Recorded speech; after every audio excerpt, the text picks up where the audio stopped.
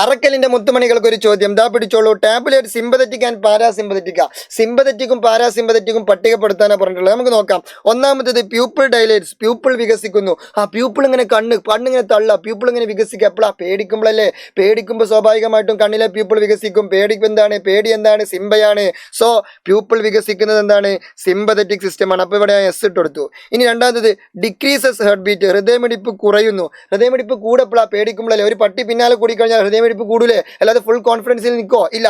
അപ്പോൾ ഹൃദയമിടിപ്പ് കൂടുന്നത് സിംബയാണ്, പേടിയാണ്. അപ്പോൾ സ്വാഭാവികമായിട്ടും ഹൃദയമിടിപ്പ് കുറയുന്നത് എന്തായിരിക്കും? പാരയായിരിക്കും. അപ്പോൾ ഇതിന് പി എന്നിട്ടെടുത്തു. ഓക്കെ അല്ലേ?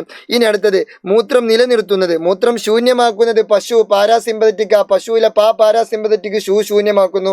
ഇവിടെ മൂത്രം നിലനിർത്തുന്നതാണ് റീറ്റെയിൻസ് യൂറിൻ ആണ് ചോദിച്ചിട്ടുള്ളത്. അപ്പോൾ സ്വാഭാവികമായിട്ടും അതെന്തായിരിക്കും?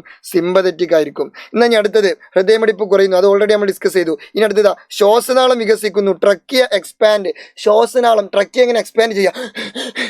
അതെപ്പോഴാ? പേടിക്കുമ്പോഴല്ലേ. പേടി സിംബയല്ലേ. അപ്പോൾ ശ്വാസനാളം വികസിക്കുന്നത് എന്താണ്? സിംബയാണ്. ട്രക്കിയ എക്സ്പാൻഡ് ചെയ്യുന്നത് എന്താണ്? സിംബയാണ്.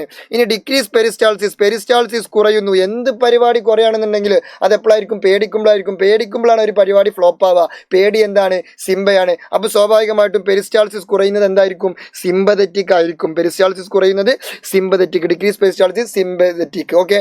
ഇനി എംപൈർസ് യൂറിൻ, മൂത്രം ഒഴിവാക്കുന്നത്, മൂത്രം ശൂന്യമാക്കുന്നത് പശു പാരാസിമ്പതറ്റിക്. ഓക്കെ.